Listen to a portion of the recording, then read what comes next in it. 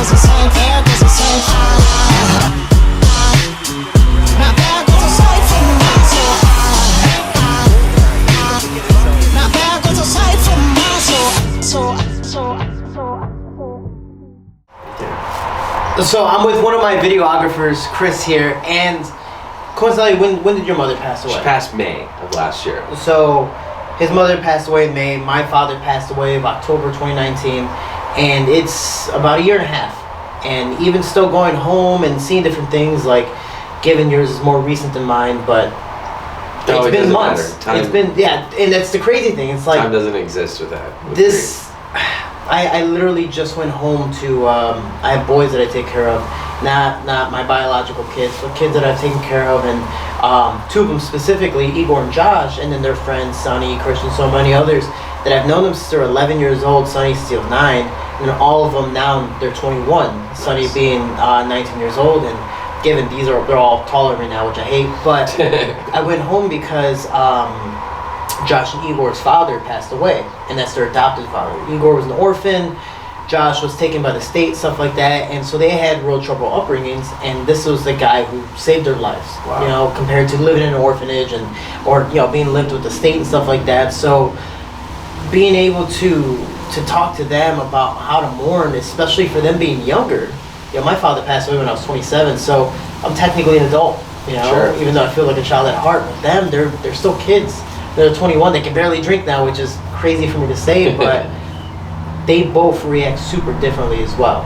Igor's mentality is way different from Josh. Josh is very serious. Igor's a little more like me, a little playful. But when it came to you, how did you find out about your mother's passing, and then how did you deal with it after? So my situation was different. We moved her into my house, so I had her next door to me, and we took care of her. She had cancer, so we took care of her till the end. So I was able to see the stages of getting worse of cancer, which was kind of preparing you for her passing.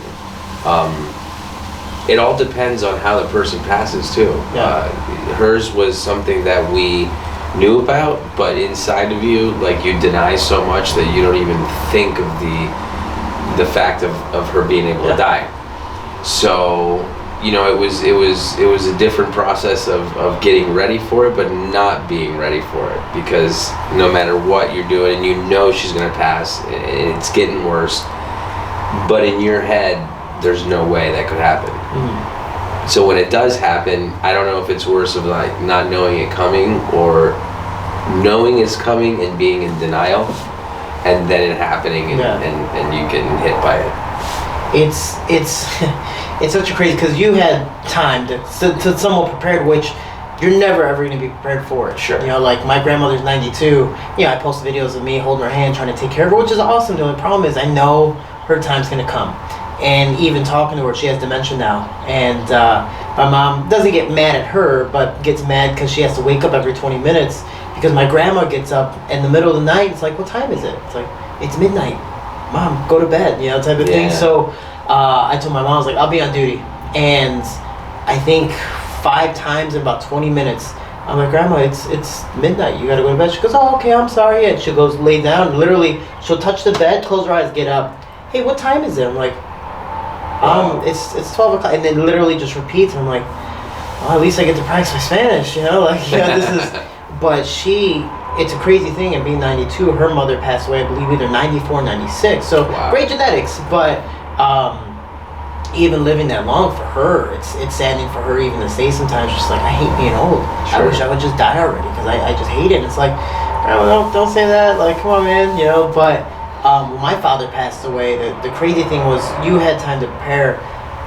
I wouldn't say I didn't have time to prepare, because my father, even though he wasn't diagnosed with cancer, he lost he lost almost 80 pounds in like 5 years. Wow. Just would randomly, slowly start getting skinnier. Wow. And I'm like, dude, you went from an extra large all the way to a small, and barely a small. Like, you're almost extra small, if not even the kid's large. And I was like, man, you're getting skinny, and you're not doing anything. You're not fit. Thinking something. And because I travel so much, and given my dad always pushed me out of the house to get out of the neighborhood of Chicago to be successful, which I always thank and praise for, he was just like, every time I came back to see him, I was just like, you're getting skinny.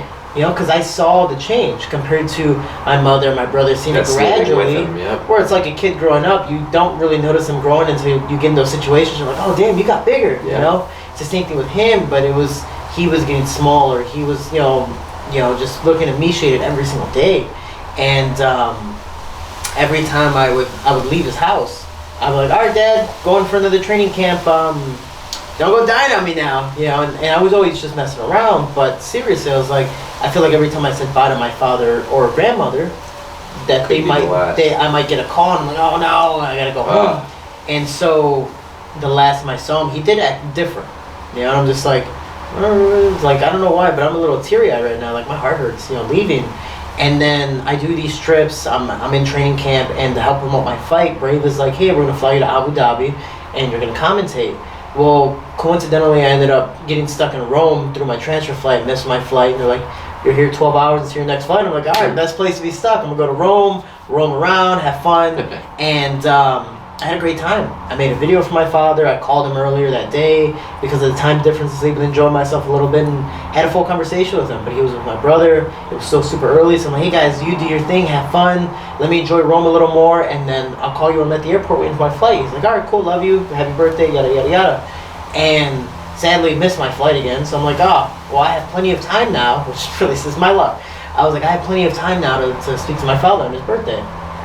I call, and my brother picks up his phone. And my brother picks up the phone crying, like hysterically crying. I'm like, what's up? I was like, calm down, what's that? And I'm the serious one in the family. I'm like, hey, calm down, what's up? And he's like, Dad, just left in the ambulance. Like, I don't know what to do. I was just like, well, okay, tell me, like, what happened? He's like, oh, he was foaming out of his mouth. I was like, what was he doing? And so he told me, I was like, I think he had a heart attack. Like, it sounds like he had a heart attack. And I knew my dad had chest pain, stuff like that. Then I find out, I had to wait 12 hours for the surgery because I'm in the airport still. And by the time I left, they're like, he's good. He had a triple bypass surgery, and then he's still sedated though. So eventually he'll wake up, and I'm like, okay, cool. Like, yeah, hey, fucker made it, you know, type of thing. Get to Abu Dhabi, sadly they lost my bag, which had like about $10,000 of like merchandise in there because I had like suits, jewelry, because I was commentating, trying to look good. And I get there, commentate, and Brave knows I'm going through the situation. I'm like, nothing I can do but try to play it off. And then I get home, and he has to do another surgery because he's bleeding internally. They're like, oh, something's leaking, we gotta find it. And then another surgery, and then they're like, a couple days passed. My mom's like, hey, like everything's good. I was like, Mom, I need you to be serious with me. If something's gonna go bad, it's my father. Like, you need to tell me.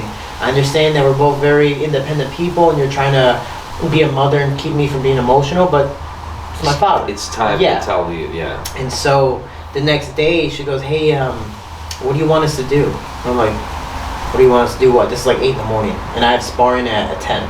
I was like, what do you want us to do? What do you mean? She goes, you either, we're gonna have to pull the plug on your father, like, cause he's not waking up. Everything's failing on him. Like, he has tubes all over his body. He's not digesting the water, so he's getting water blisters, all that stuff, and he's slowly turning like black. His ears are like turning black, and I was like, he's not alive. He's on the machine.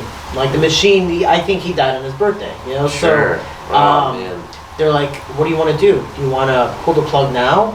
Or do you want him to let him go peacefully? I was like, well, he's definitely not going peacefully because he's on these machines. He's already gone. Like, we're just literally staring at a dead body. And me, I'm in Florida, so I was like, how about this? Let me buy a flight right now. And if he goes, let him go. But keep him on the machines, and let's not resuscitate him if he goes. When I get there, let me say my condolences, and then they'll pull the plug as a family. She's like, okay. My flight wasn't for like another 4 hours. So I'm like, all right, well, let me spar, and then I'll do whatever. And Jillian's my best friend. She's like the first person I run to the gym all the time. We're back in American Top Team, and she always messes with me. So I walk down with a straight face, my head down. She like punches me in the shoulder. She's like, hey, what's up? I was like, she's like, what's up? And like, my head's down, and she looks like this, like pick up my chin, and I had that one tear coming down, and she's like, what's up? And I'm just, I tell her, like, hey, sadly, I'm gonna have to pull the plug on my father, all that stuff, and it's saddening. So then she hugs me, and people are like, it's a big gym, we're in the open, so she hugs me, and Jill doesn't hug people. So when they're like, oh man, what's up? And out of nowhere, people start coming to me. They see me crying. There was like, so everyone in the team was super respectful, happy, and hugging me at least, paying their condolences. The team, the coaches as well. They're like, dude, just go upstairs. I was like, I had nothing else to do. Plus, my father wants me to train, so You I'm gonna want to respect train, it. of course. And that's my time away from time. So I'm down there, and my main training partner at the time was Alejandro Pantoja, and we're sparring, having a good time. Like, I completely spaced out, just having a good time, nothing too hard. I'm not taking out my emotions on him. And literally right after that last bell, he like takes off his gloves and he's like, brother, and I'm just like, oh, come here, sweaty Brazilian. I was like, oh, come here, and I just start bawling my eyes out, and eventually go upstairs and get on this flight for like about 3 hours. So but the whole time. you started processing it before it happened, and to you it already happened. Yeah, and to me it already happened because I always expect the worst, which sucks, but I ended up flying home that whole time. Flying, usually I'm sleeping, usually I'm playing games. That whole time I'm just like, don't die on me. Like, I want to see you. Don't die on me. And given he wasn't awake either way, but I'm just like, don't go. At least let me get there. And I was such a dick. So when I got there, my graphic designer picked me up, and he's like, oh, I'm just gonna drop off my girlfriend. I was like, fuck your girlfriend, I don't care. Like, let's just go. Like, I'm on a time limit, Like, my time's running out. Yeah. And so we literally kind of like shucked her out the car. I felt so bad. I was like, I'm sorry. You understand, So get there, and it was like Moses splitting the Red Sea. Like, my whole family's there, and everyone's just like, let him in. And my middle name is Angel, so they're like, let Angel in. And I'm hoping that my family would be respectful enough to be like, let's give him some time. Everyone stood there. I was like, damn it. I'm like, all right, because I try my best not to let my emotions out for people, because I'm the light in the room, or try to be, as I wear all black. And you got some red. yeah, and I say my condolences, say my respects, and then I'm just like, immediately I look at his body. I maybe took a minute, 2 minutes to pay my respects. I'm just like, can we do this, please? Like, we need to do this, because he's just as white complected as I am, so like, his ears are black. I mean, it looked like he had frostbite. His ears are black. His fingers were like this fat because of all the water. That's the hard part too, to see them in suffering mode. Dude, it was horrible. And as a kid, and again, still having that childish mentality, like, your family's never gonna die. Things are gonna last forever. Everything's always great. You never at all think about that. So right after he passed, I had so many people obviously pay their condolences and respects, but I didn't know how to grieve. And honestly, this as well, but like, going to pick up my suit for my father's wake and funeral, I remember putting on One More Light by Linkin Park. And given it's about his friend committing suicide, but it's still like, you care about that one light. Sure. And I remember I was like, oh, great song, and I love to sing. That's my way of venting sometimes. And out of nowhere, I just let it out, just started crying. And I'm like, but I kept going with it. I'm just like, gotta go with the flow. So I finally felt like I needed it, and because I was holding it in for so long. And then I played it once, and then I tried to play it again to be like, all right, let's keep crying. Like, I feel like I need this. Never came out. And I'm like, it was that okay, maybe it was just that one moment. Yeah. And then I get there. Sadly, I picked up the suit that I called my funeral suit, but I wanted to show my dad because on the inside it was purple. It was a black and purple suit, which again represents my father's gang and upbringing. So it was, the Shorty G suit. And I'm like, oh, damn, this is a really bad, ironic coincidence type of thing. Like, with the irony in this, but. I try to hold everything in, and in the fight camp, given I don't drink, I don't smoke, I don't do crazy stuff like that, but that was that point where I was like, is this how you numb pain? I would do it if it was accessible, but I'm in the gym, so I can't bring stuff in. So for me, my coping mechanism was food. So I would do these crazy workouts to make weight, because I'm training for a fight. I think at the time I had 3 more weeks until my fight, and I'm eating to cope with my emotions. But then I know I'm getting fat, so I had to work out more. And So then you're also like in a when I was, circle. it's a circle life, but because I was so fat and then also super sad, I'm trying to overtrain myself. Excuse me. So I'm like breaking my body down even more. And then every once in a while, like, seriously, I like to run at night. Seriously, I'd look at stars and just start crying. And then I ended up like painting my nails, I was kind of going through like almost an emo phase. Like, I miss the early 2000s, everything, like emos forever. Sure. But man, I went through it. It's really funny you said that, because it's a coincidence. When I was going through my grief with my mother, I painted my nails a couple times black. Yeah. And I remember my dad saying, dude, you're 42 years old, what are you doing? I'm like, what are you talking about, dude? This is rock and roll. Yeah. But it was a form of grief. And it's good, you know, it's what your show is for, to explain people that, you know, not only I myself went down because I knew this road. I went down alcohol and I started drinking and over drinking. But when it comes to grief, there's many different ways people cope with it. And in your example, it's food. And, you know, people, when it comes to that, mainstream as a whole doesn't take it as serious as alcoholism or drug addiction or sex addiction. Food is a drug. A lot of things can be a drug. And you can die from overeating, or you can basically poison yourself and make your body horribly ill from overeating. So it's good that you bring that up. It's because it's not what one would think about. Oh, well, he drinks to cope with it, or they do that. But eating is. I was like, what was it, Ben Stiller in Dodgeball, when he loses that last dodgeball game and then he's like fat and at the end he's like fucking Chuck Norris. Like, that was me. That was one of, if I wasn't working out, that was me. And it's crazy. So at the time, I forgot, it was November, but in Florida it's just hot, you know, sun. So a couple days. Today, it's nice. Yeah, it's actually really nice today. So a couple days before my flight to Bahrain, which is like an 18-hour flight, I'm trying to compensate for all the food I've been eating. So instead of overtraining, I'm thinking I'm gonna do the same amount of runs outside, but I'm gonna wear a sauna suit when I run outside with the sun, and it'll burn fast because I've done it before. But it was only like, but it was only like once a week, but it and that can was get you really sick. But I did it like 3 days in a row. Oof. And I was running 4 miles. I was running in the sauna, and it was like 100. It was 90 degrees outside, so you can just imagine what the sauna's like. And no clouds, you know, Florida. So fuck this place. So it was just sun. And I was being drained, not because of the heat, given that was part of it, but it was just the sun like killing me. And so when I get back, I'm just like laying there, like I just don't want to do anything because I physically exhausted myself. Sure.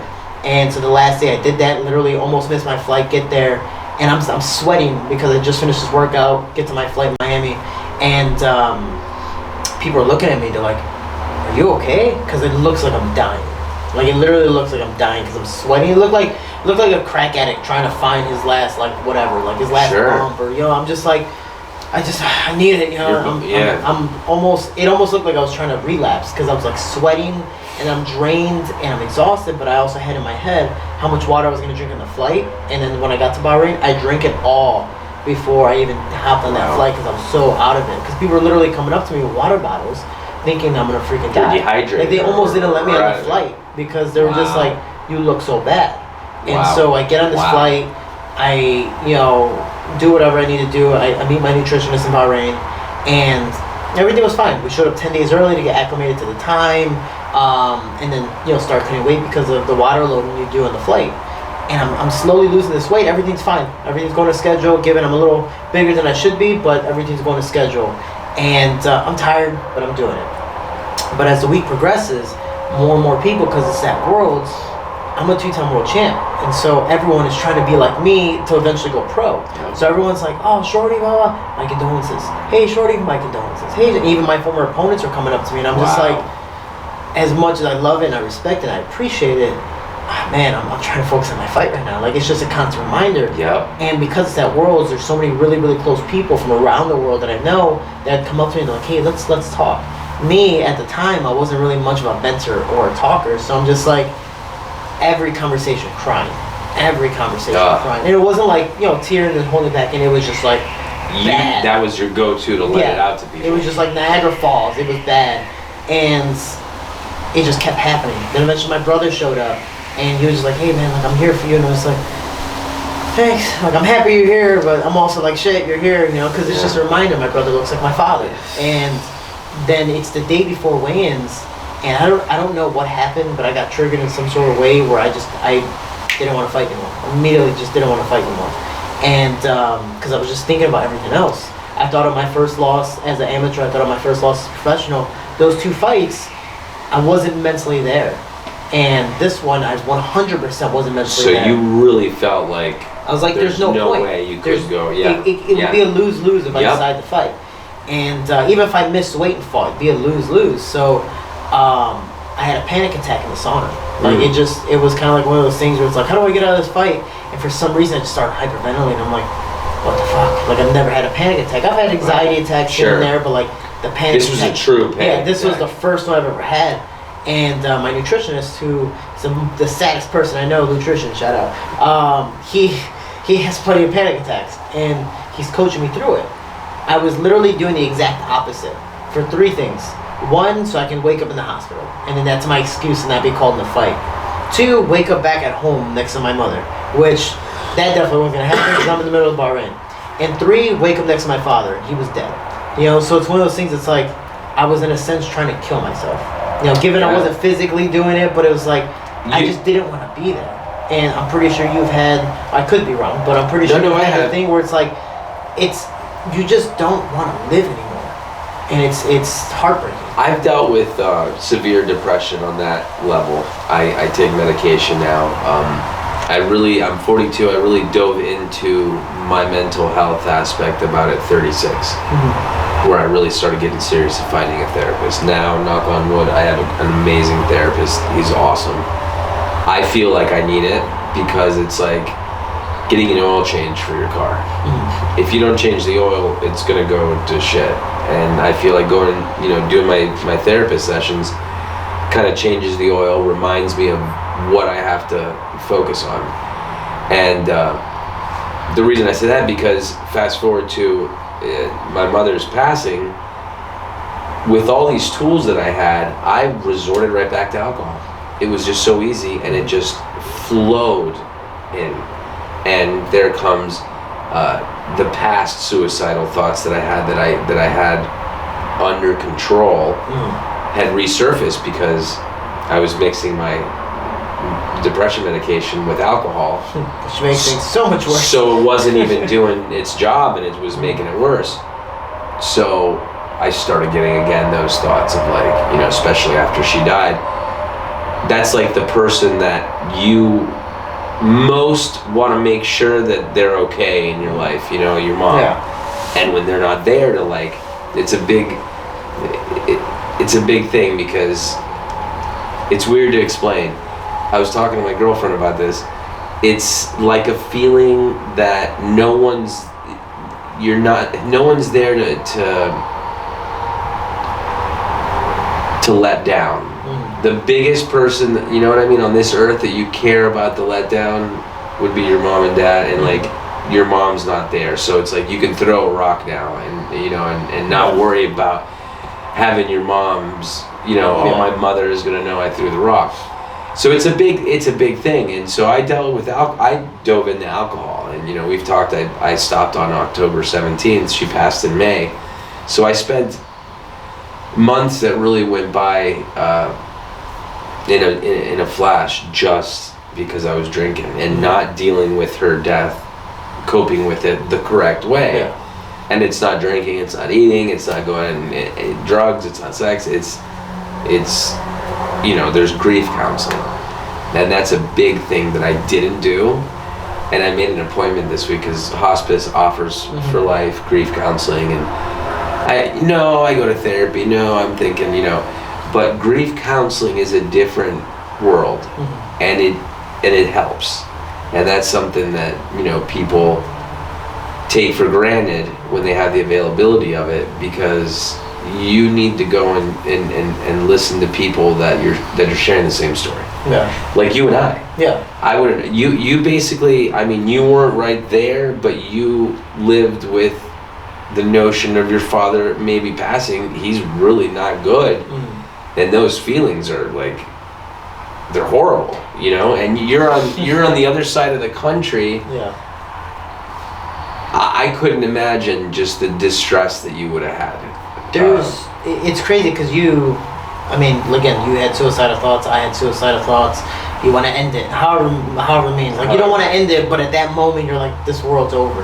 And I forgot the how many steps there are of grieving, but I know, like, one of them was anger. and like you just want to take it out on someone, or you start to put the blame on someone. And immediately I put the blame on my mother. I was like, you didn't take him to the doctor, you didn't do this. One, my dad was super paranoid with doctors. You know, grew up He a went kid to in the gone. hood. He went to Yeah. gone, and he never did. Yeah. And then when he did want to go, it was just too late. You know, so I don't know if you have any like final stories. Were your parents together when they? No, they weren't. So my parents were together somehow, but my mother was telling me, she's like, 3 weeks before my father passed, literally the week after I left, so he had to have some type of notion. He was just like, babe, I think I'm dying. And then that's when they went to the doctor, and the doctor's like, he was gonna get a prostate exam. That was gonna be Okay. like his first step to kind of doing that. To check it out. And he just, obviously didn't make it to that point, but he was like, oh man, and I'm gonna talk about it in another episode, but like after those 3 weeks were like the best 3 weeks of his life. Because even when I talked to him, he just sounded different. I'm like, I feel like, one, you're not telling me anything, but you're super energetic. Like, what's up? Like, I know you love me, and I know Sounds you're like super he dad. came to terms. He came to terms, but it's again something I'm talking in another episode. But it's like, why do people wait so long to live their life? My father was 54. That's 54 years. That's young. of and it is young, but it's like, really young. dude, 54 years of finally being yourself, or let me rephrase that, living free. You know, Yeah. and that's what he did. My father passed away, so the story was he woke up and my brother and him were arguing for whatever reason. And so my brother wasn't even gonna call him for his birthday, and I'm like, it's fucking dad's birthday, like call him, you know, like it's this one day. You can be mad at him tomorrow, it's one just day. today. And my dad called him. Again, these are all traits. So everything I'm gonna say right now is the opposite of what my dad does. My dad calls him and is like, hey, do you want to take me out for the birthday? And my dad doesn't go out. You know, like he wants food brought to And he him. You know, like wanted to McDonald's go or out. something. And my dad's like, come on, like can we go out? My brother's like, all right, let's do it. And out of nowhere, the first place they went to is Denny's. Again, my dad doesn't go out, nor does he go to a sit-down place. He grabs his food and And he went there. gone. And he sat down, ate, and I guess Denny's, fun fact, you get a free meal on your birthday. So they ended up giving him another one. My dad at the time, let's say you have the full plate of like 4 quarters, he would only eat maybe like a quarter of his food and leave the rest of it because he just never had the appetite. Even though he said he was hungry, he was just like baby food almost. That day he ate everything. And then the random waitress would come up to him, she's like, you want some more? And just gave him more without, like, not a manager. He feels to me like not that he came to terms, but he knew. Yeah. Like he knew he felt his body that Yeah. it was going to shut down. And you ever hear the saying, like, that last day you just have that full ball of energy and then Sure. eventually gives out? Like, And you're going to live your then you're best done. moment and that's it? That was the day. And so the waitress that day hugged my father randomly. And my dad's like, or my brother's like, what the fuck is this? That Like, energy's felt. and it was weird. Yeah. So like they went to the mall. My dad, again, not an out Doesn't go to the person. mall. He, I don't know, was like, let's get food again. Before they got food, my brother did a job with my dad, like a plumbing job. My dad's even doing like a instructional video. My dad hated the camera. That's why I have like so many little pictures of him, because I'm just like, because I was always so afraid to like take a picture with him. And my father and I never really showed that deep emotion until later on in our lives. But they went out to Panera Bread, and the funny thing was when they went to Panera Bread, it almost looked like Chick-fil-A where there's like a line, and my dad's like, man, this place looks packed.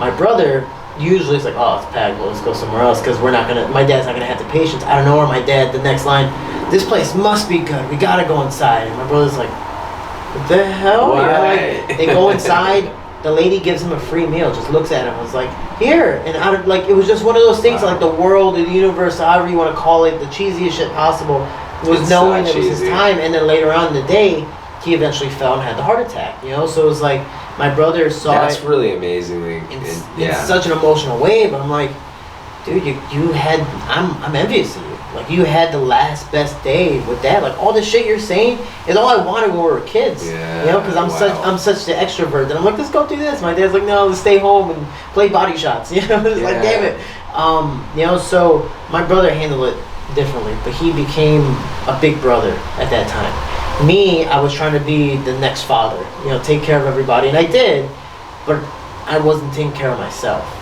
And I went to therapy, given I didn't have the best therapist, and immediately they're like, here's drugs. I'm like, no, that's not what I'm looking for. But That's the problem with therapy is that I read books. I decided, I was like, we need to see family. Let's go to Virginia, see our cousins and uncles. Lando, let's go to Universal, something that we never got to do when we were kids together. You know, so like, I spent a crap load of money. That was another way I was grieving. Was Sure. I had the money, dude. I just I was like, take it, you know, and I regret that. But is there anything, I guess you could say that you regret in your time of grieving? Because like I know the alcoholism obviously didn't help, but like for me, the binge eating, for me, the spending the obnoxious amount of money, and an example was, she doesn't talk to me anymore because of it, and it's super personal, but I guess during the process, I'm trying to cope with comedy. That's just how I, relieve a lot of pain. Me too. And I'm saying things I shouldn't say. It could be very disturbing to others the way and that's how it was. We cope with yeah. And that's how it was for me. So when I was telling my family, I was like, fuck, I wish she would have died instead, because she was like the hysterical crier during the funeral. We're just like, man, I just want to see the body. I want to hear this shit too. And it was just me just talking in the moment. There's nothing, never 100% me. Shorty, and tell your audience, there's nothing wrong with that, though. Yeah. There's nothing wrong with that. That is a part of coping with your grief. Mm-hmm. Comedy is some of the best comedians are the darkest people in the world. Mm-hmm. The darkest. And comedy is an amazing way for me to cope with pain, grief, uncomfortable situations, politics. Yeah. It's a way just to throw in there, and I remember making comments like after she passed, like that were like dreadful, like a little too far, and that too soon. my girlfriend was like, "Well, my sister knows how I am, and she understands that's the way I am with certain." But it was like, yeah, you turn to some dark stuff. You're saying some dark stuff. The kids I was talking to, so I had to speak at the wake. I didn't know I was gonna speak. And let me rephrase that. I didn't know I was going to speak alone. Because the kids, they just couldn't do it. Like, emotionally, they couldn't do it. I spoke at my father's wake, given that wasn't planned. Most of my stuff isn't planned. Like, hell, this conversation isn't planned. I'm just one of those random people. So I like to just wing it and see where it goes. And when I went to my father's wake, there's 300 people there just standing there. And I'm like, damn, I feel like somebody should speak. And I'm like, well, I know no one else is going to do it, so I went to go speak. And that's you. Even my brother, I was like, Lando, let's go up there. He's like, no. I was like, and then I spoke and immediately started crying. And then you kind of coast through it and get better. Yeah. And then I looked at my brother and I was like, fine. He started to cry, then eventually coasted. And it's like, that's part of the process. In the kids that I have in their father's wake, the guy, the pastor, comes up to me and goes, hey, I'm going to give you 2 minutes because other people are going to speak. I'm like, all right, cool. Like, round up the other people. Then they call me first. I'm like, damn, I'm first. All right, cool. I'll try to make it as fast as possible. And, I cherished him because it's like, dude, he taught me so much about these kids, how to take care of different kids as well. Because his home was almost like a foster care home where he took in a bunch of kids, adopted like 3 generations of kids. So he was a phenomenal guy. And so I learned a lot from him. And I just talked about all the blessings that he gave me. And how now I can react to these kids, how they're different. Igor relates to me when it comes to the comedy. So he wasn't at all going to show emotion for the wake. And I knew it. And I'm like, dude, say your jokes. Like, come on, we'll joke around, we'll fuck around. But then Josh is a very serious person where, like, he's going to break down if you start talking about it. And I'm like, hey, it's okay to cry. Like, you're the big, like, you're the big fighter. You're the ego kid. I get it. But it's okay. And that was something that was my biggest problem, my biggest regret was I was accidentally taking it out on people, and especially I was taking it out on myself. And that's the part where you make it, like I put a post on Twitter, somebody's like, oh, you're so positive. I was like, well, I kind of had no choice of being like, why? I was like, well, I lived negatively once, and I ended up all alone. And it's true. So for all the depression that I faced within all these, the dumb things I did and over consuming or whatever the case may be, it's a learning process. Sadly, and Dean was saying this, I'm a feeler. I need to learn from experience, but I never had someone to teach me. Sure. Even my mother, like her and I don't talk about it. Like I walk in the house, the whole house is completely different. Like I can't even recognize my father being there, or picture my father being there. But like for you, months later, how does it? I mean, obviously the pain is still there. But for me, the perspective, the time hasn't changed anything. Time has only changed my perspective of how I look at things. So how is I guess you're coping now compared to when you first started? So I'll answer the first question that I didn't answer to you is anything I regret.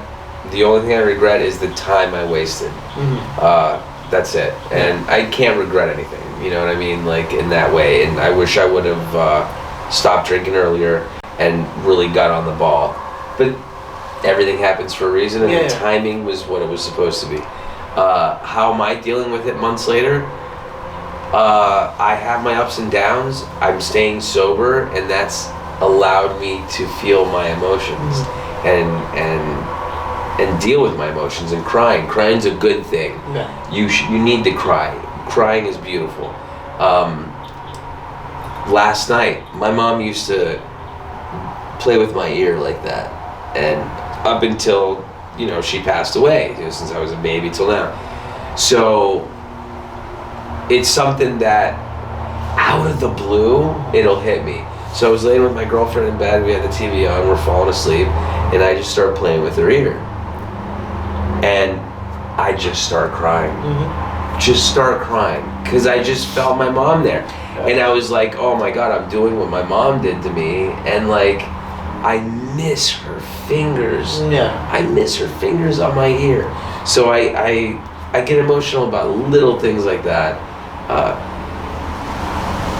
But she would want me to cope with it the way I'm doing it, is moving forward, working hard, doing what I love doing, and I can't make her prouder than that, dude. Yeah. So I reached out to my ex-fiance when my father passed. I was like, hey, just want to let you know my father's passing. Really to cherish you and all that stuff, and yada yada. She's like, oh, I'm here for you if you need anything, which is awesome. And so I went down to go see her, and we spent a week together, and everything was great. And she goes, hey, I need you to watch this movie. Like, you're gonna love it. It's one of those romantic comedies. I'm like, all right, cool. Like, yay, Chick-fil-A. I'm not a fan, but sure, I'll watch it. And I can't remember the movie, but it's like with Gerard Butler. He ends up dying in the beginning of the movie, and I don't know if like his ghost comes back. I don't, whatever the case may be, but. She goes, you're gonna like this movie. I bet you're gonna cry. And I was like, nah. Like, I rarely ever cry. Like, nope, not gonna do it. I think out of so many years of her and I dating, I cried maybe like 3 times. Someone's like, nope, nah, you're not gonna see it. I don't know, we're watching this movie, and it's this couple having a great time doing this thing, and then the boyfriend dies, or the husband dies, whatever the case, and now they're at the wake. And this is literally like first 5 minutes of the movie, and they're just going through the wake, and I just went through a wake the week before. So So I'm fresh. I'm fresh with all the emotions, and I'm looking at this, and I wasn't thinking about me because it's a couple thing. I'm thinking about my mother, how she's now alone in the house, and my mother being so in the movie she tries to call the guy's cell phone to hear his voicemail so she can hear his voice again, and literally right after that I was like, I want to do that too. And given my dad didn't have that, but I'm just like. Damn, and I don't know, I'm watching this movie, and like slowly I'm like turning my body so she doesn't see me. I'm just like, oh. And I just start like just slowly tearing down. I'm not doing any like jitters but I'm just like slowly tearing down, and then she sees me turning because I'll like put my head down and stuff like that, and she's like, and she started to put the pieces together. She's like, oh my god, I'm so sorry, and I'm just like, you're right, that movie got me to cry. Like, it's just like, I didn't even finish the first 10 minutes of the movie. Really? And that was it. But you're going to have your breakdowns. Yeah, that movie wouldn't have done anything to you 5 months before that. That would have been fine. But my dad's best friend ended up giving me a picture frame that I just put in my room. And, I still do a lot of things to help my dad's banners on the wall. His picture frame is now there. I bought a purple rose as like a little memorabilia for him. So there's always, there's times, hell, songs remind me of him, whatever the case may be, there's always going to be times. Even when I painted my nails, that was my motivation, because right hand was purple, left hand was pink, same thing on my feet, and it was like, anytime I ran, all right, cool, I'm not tired, like, I'll keep on pushing, That's what my father wanted me to do. He made me fight. Honestly, when he passed away, I didn't want to fight anymore. I was like, what do I do this for? I did this for him, now he's gone, what am I doing? Did you say you saw Full Metal Alchemist Brotherhood? I didn't. Basically, in the show, they're trying to revive the mother, and throughout the process, trying to figure out how to bring death from, to life. And at the end of it, they're just like, we can't cry about it, because we can't cry about our mother, because our mother, we don't want the heavens to be crying too. We don't want her crying in heaven, because I know if we cry, she's gonna cry. And it's like, super simple line, but it's like, it's really deep. Damn, it's true. Because I mean, if you think about it, if you were to pass away right now, for your family, your friends, you don't want them to cry about you. I appreciate the notion. I appreciate all the emotions. But it's not fucking awesome. But it's the fact of like, you don't want them to cry. You don't want anyone to feel pain because of you. Yeah. Not cry, but suffer, I Mhm. think. And that's, what would you recommend for people when it comes to coping? Because we have to live every single day after that fact. And nothing's going to change, and sadly, nothing's ever going to bring them back. This isn't a cartoon, this isn't an anime, this isn't a movie, you know? So when people say, again, Khabib lived out my perfect scenario in my fight, where I thought I was going to be able to hold my emotions, and then I was going to come out after the fight like Khabib did, win the championship and be happy, and then break down in the middle of the ring crying.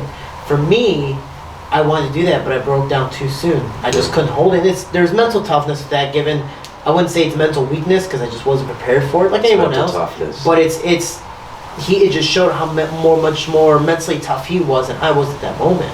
And he adapted, survived, and I broke down and in a sense died that day. You know, so is there anything you would tell people that are dealing with grief, whether it's now or from years ago?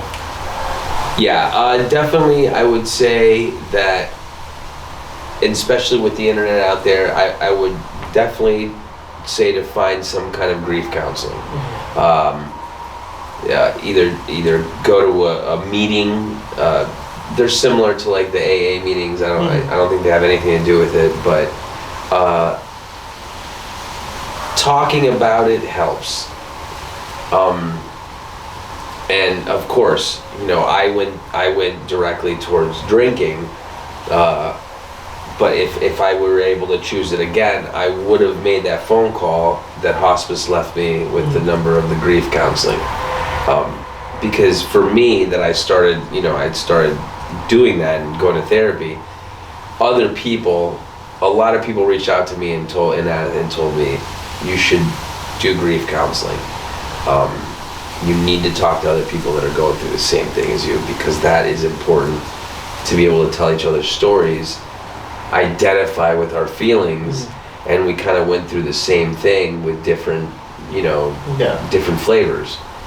So it's good to talk with people that have gone through it. And I'm still dealing with it, you know? It was May of last year. Your dad was a year and a half ago, but you're still gonna have things that pop up, and that's forever, I think. Yeah. You know, because the earlier your parents pass away in your life, the longer you're gonna deal with it in your life. And I think I said this to you once. I said, you know, after she passed, and this has nothing to do with machismo or badass or anything, but I'm not scared of anything. I think I had the worst fear of my life, and I lived with it, watching her die, having cancer, and then pass away. I cannot picture any scarier thing ever that I would have to deal with in my life that would scare me more. So I feel very like not scared in a positive way for the world. Like I feel more like I can do anything. For me, because I'm such an extrovert, I need people. Yeah. If I'm alone, that's where the thoughts sink in. And my coach, Master Bob, said, he's like, what's Newton's third law? I was like, a body in motion tends to stay in motion. A body at rest tends to stay at rest. So if you're alone by yourself in your bed, you're going to stay in your bed all damn day and you're not going to leave. And how many people have done that? A lot. I do that now sometimes, you know? So it's like, you just need to get up and just go for a walk. Do something. Make a call. And it's just getting back out there. The only problem is you have to accept the fact that, yes, they're gone. But that doesn't mean those memories aren't there. Unless you get hit in the head like me, those memories are still there, you know? Like, they're not going to go anywhere. And that's something for me where once my father was gone, I started to realize how much I've learned from him and how much I'm like, oh man, damn, Dad taught me that. Oh, cool, I do this because of my father. So you start to appreciate it, and you're like, you get emotional with it, you get happy, you're like, it reminds me of Dad. And so it's trying to change the perspective. And for me, immediately when my father passed, something that did help me was reaching out to family. Sure. And just hanging out with them, rekindling relationships. And given sadly death does do that, and everyone sadly disappears after that, but it's rekindling some relationships and starting to show people how much you really care about them and how much they mean to you. Because even that random call that you haven't talked to somebody in years could change somebody's life. Of course. You know, or at least change that day and make it better. So for me, it was just venting, that's for sure, and being open. And I think I had the same perspective as you, as I just wasn't afraid anymore. It wasn't that I wasn't afraid, I just feel like I didn't care. I was like, nothing worse could have happened compared to this. Sure. Like, everything else bad happens, it's another thing. but nothing can get worse than this. So I can go through that. If I'm going through this, I can go through that. Yep. I just hope it doesn't add up. So it's like, it's a different perspective of how you look at things compared to like, my life's over, that's it. Oh yeah. No, sadly, yeah, their life is over, but their memory, their legacy, everything still Forever. continues through you. And so for me, it's just trying to continue that legacy. Sure. So, I mean, that's my coping mechanism, humor, having fun. Not saying I'm not trying to think about it, which sometimes you gotta do stuff to distract you, but it's being able to find different ways to smile. For me, it's hanging out with people and talking, especially people who can relate. So I appreciate it. Same here, and no, I appreciate you too, because once again, the alcohol. If you're in a state of inebriation or drugs or alcohol, you're not able to really feel the true emotions in your life. The true emotions you're feeling, they're all distorted. No. So there's no. So if you're doing that after grief, if you let that go, you'll notice that you'll start opening more to the feelings of like, oh, I remember I do this like her, or I sound like her when this, and so yeah. After I quit drinking, I started talking to people. I started reaching out to old friends, and that helped out. Exactly that. I think the moral of the story is appreciate people when you have them. Oh my God, yeah. Because you never know, because tomorrow's never guaranteed. It's not. And I think Russ said it as well. If people know, like the rapper Russ, he was just like, man, if people live like they were gonna die tomorrow or at the end of the week, they would get shit done. Yeah. But because they think they have 100 years, that they're just gonna procrastinate, waste time to do this, especially with people. So it's like, make time, do it, have fun, and even after these crazy times, you just have to live your life. And Don't leave for tomorrow what you can do today. Yeah. Right? That's really what it is. So guys, please let us know in the comments below, like, one, if you enjoyed the video, please like and subscribe. It does help a lot. And then two is, let us know how you've coped. Some of the things you possibly regretted or heard of stories of people doing that just didn't work out well for them in the coping mechanism. How have you grieved throughout all this time? And hug someone, that's for sure. But alright guys, this is another episode of Inside Team Shorty. Take care.